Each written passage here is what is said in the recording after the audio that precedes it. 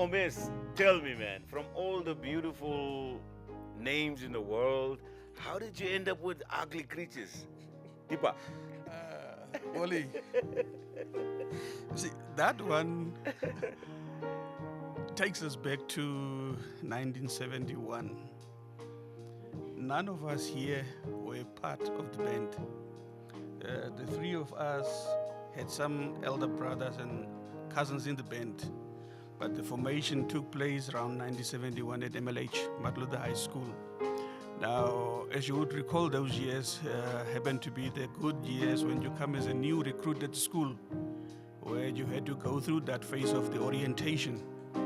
Now, during the orientation phase, the guys who got together as the formation members of the band, whereas they had a meeting to brainstorm on the type of music they want to do, how they would go about getting instruments and stuff like.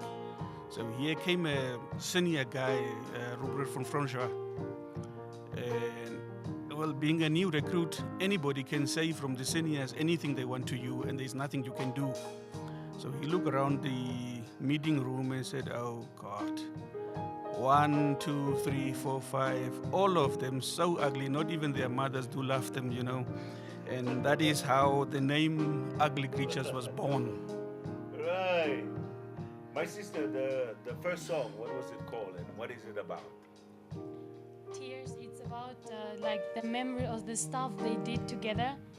I wasn't part of when they wrote the song, but to me, when I sing the song, it's about what they did together as a band, or even just sitting together, just singing together, and the memories they had, and maybe the times they spent together, not maybe, but yeah. So it's like a flashback of what they did into one song. Hi, we are NAMIBIAN, and you are watching Session Studio 6.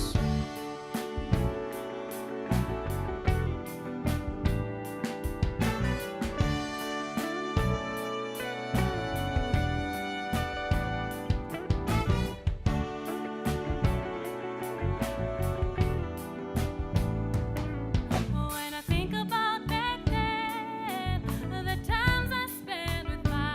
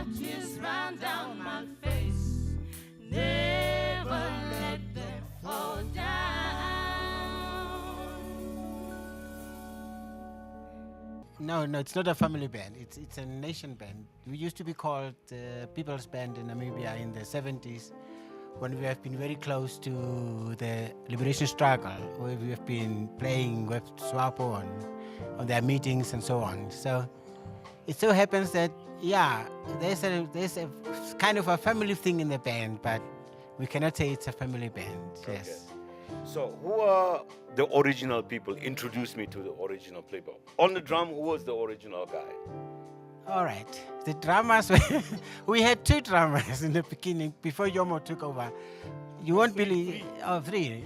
You won't believe me, the likes of Dokolo Ben Ngaube, the soccer player, was one of the... was playing drums? Yes. For Orlando? No, for the one who, you know, Doc Ngaube, Dokolo, who played for African Stars. Yeah.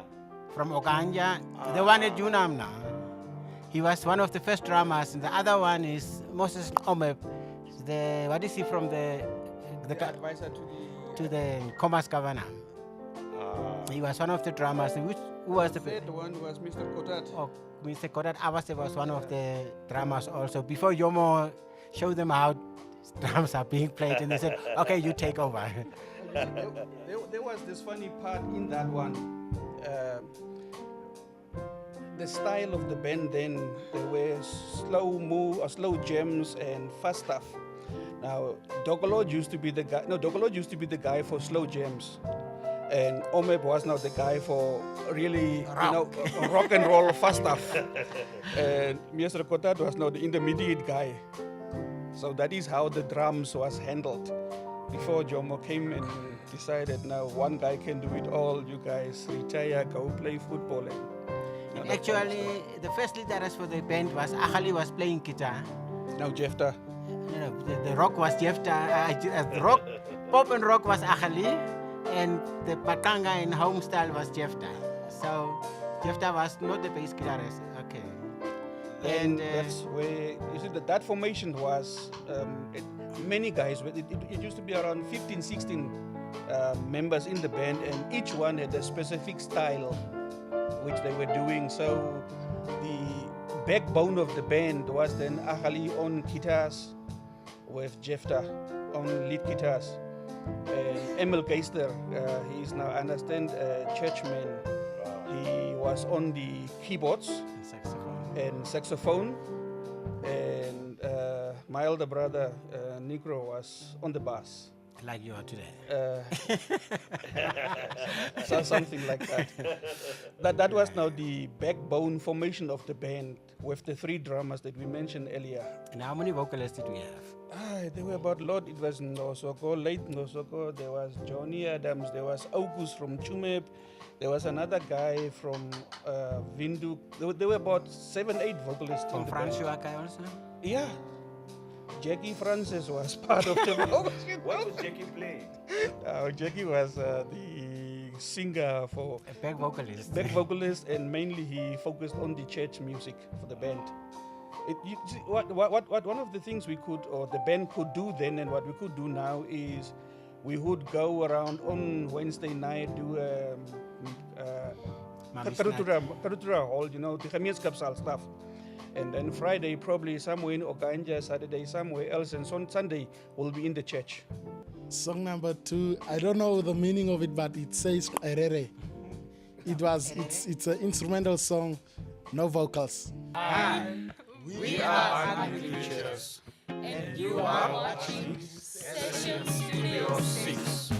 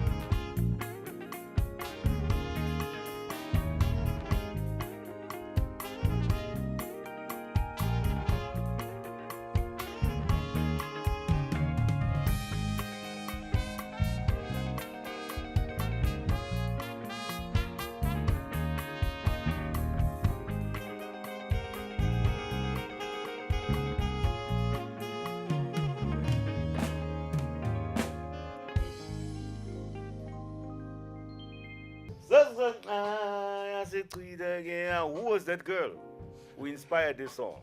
Or who was she, or who were they? Hamza Gay. Maybe we should go back to how the song came about. You know, we went to South Africa in the 77, I think, to do a recording. And we had maybe 12 to 15 English songs, rock and pop, that we wanted to record.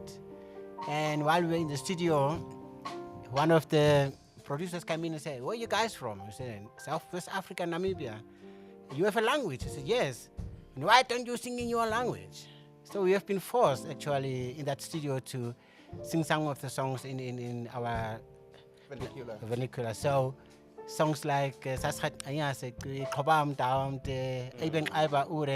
were actually born in the studio. So we have to quickly do something to, because we couldn't go back to Namibia without recording, because the guy said, if you can't sing in your language, no recordings for you. So that's how it comes around. So I don't know. It's just, we just put something together and just start singing, and it was Now, born. Omis, how do you get these young people to buy into your music? How did you get it right for them to be excited about Nibagosimai Piripa Uripeni? Bolly, I'm not quite sure when Baby said it's not a family band.